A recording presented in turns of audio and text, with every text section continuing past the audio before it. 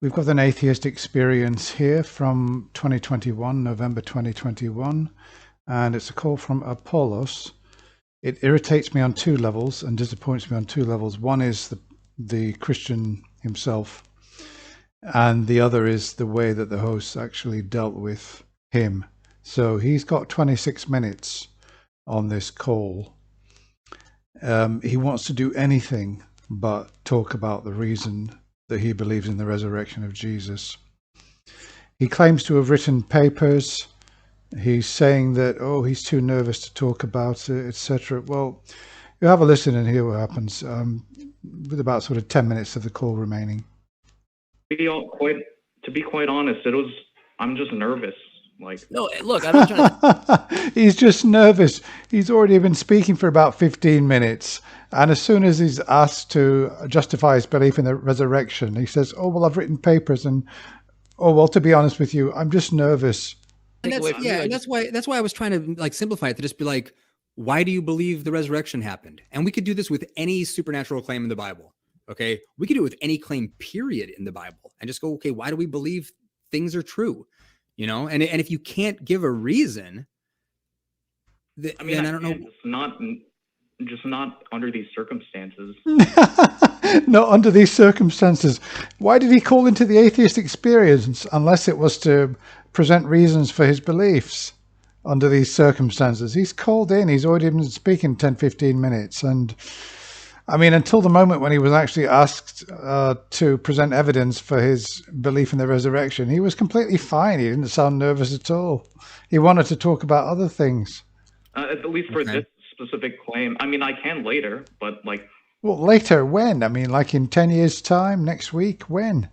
Okay, let me just ask you. If that was Matt, he would have said, okay, well, we'll drop you now and come back when you're prepared to discuss it.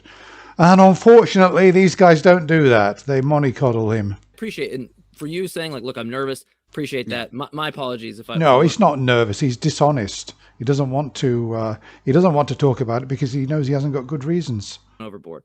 But if you can't provide independent attestation for why you believe, then why do you believe? Because I can do it during other times. But so you have independent attestation you can provide to me then?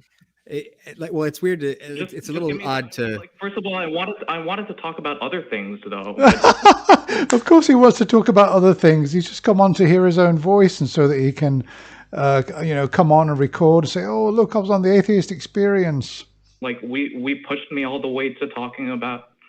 He's been pushed all the way to actually providing some evidence for his beliefs. It's a show called The Atheist Experience, and they invite in Christians and theists to talk about why they believe. And now he's bitching and complaining about why he can't do this. Oh, I'm too nervous. Oh, I've written it down. I've written papers. I can do it later, but not now. That Jesus resurrected when I wanted to talk about a Doyle's fallacy.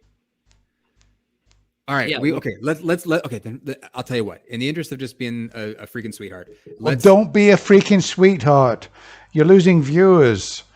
Why should he be allowed to talk on Doyle's fallacy when he's already been speaking for 15 minutes? He's refused with pathetic reasons to give reasons for why he believes the resurrection is true. And now he wants to introduce the red herring of Doyle's fallacy. And Kenneth is saying, okay, well, I'll be a sweetheart and let you do that. Wrong. It's all wrong. Well, I won't play the rest of the call. There's about 12, 13 minutes to go. So they gave him his wish. He didn't initially start talking about Doyle's fallacy. He talked about something that was... he went to the brain in the vat and said, oh, well, we can't even prove that reality is real. How do we know we're not a brain in the vat? And we can't be 100% certain about anything. So he went down that hard solipsism route. And then he just sort of went to Doyle's fallacy and didn't really get that right. To the credit of J. Mike and Kenneth Leonard, they did somehow manage to steer him back to the resurrection.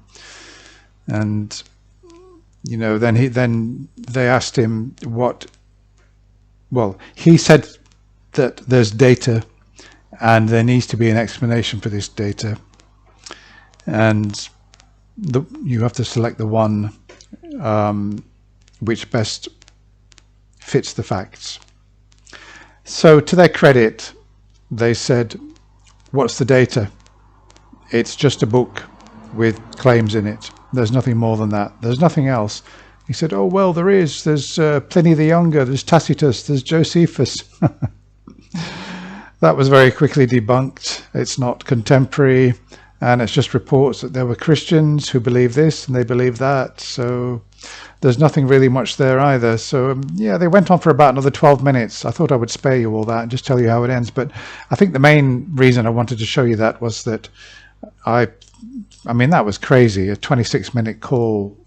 And if somebody is challenged, why do you believe this? Why do you believe in God? Why do you believe in the resurrection? And they say, well, I've got my reasons, but I can't give them now. I can give them later, another time. I've written papers. I'm feeling nervous.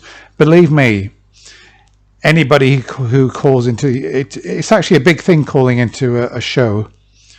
I mean, I've been on Clubhouse recently, and I had to pull myself together, to take part in conversations because I'm not really used to it. To actually call in a show when thousands are listening, nervous people don't do that. They really don't. They do what most atheists online do, just consume and just watch. Only a very small number actually ever talk and take part. So no, there's no way that he was nervous. He just didn't want to defend his position because he knows that he hasn't got a solid position. He's got very poor reasons. And it may well be that he's just got faith. He's read the Bible. It kind of chimes with him. He likes the idea of it. And it may well be that some of the sayings of Jesus sort of convinced him that Jesus was real and was really resurrected. I mean, it may be something like that, or maybe some personal experience, but nobody's got any good reasons for believing that the resurrection really happened. And it's just a shame that Kenneth allowed him to go down this, to waste another 12, 13 minutes. On a point of principle, if anybody calls in and says, oh, I'm too nervous to talk about why I believe, I would just say, well, come back when you're not nervous. Okay, bye, next caller, they're gone. So that's how I would do things. But obviously, as many of you pointed out, well, Stuart, it's not your show. You've got no say in these things, so why bother having an opinion? Well, I suppose so. If you don't think I should have an opinion on these things, I suppose that I wonder why you would have an opinion on anything at all. Okay, thanks for watching. Be back again soon. Bye for now.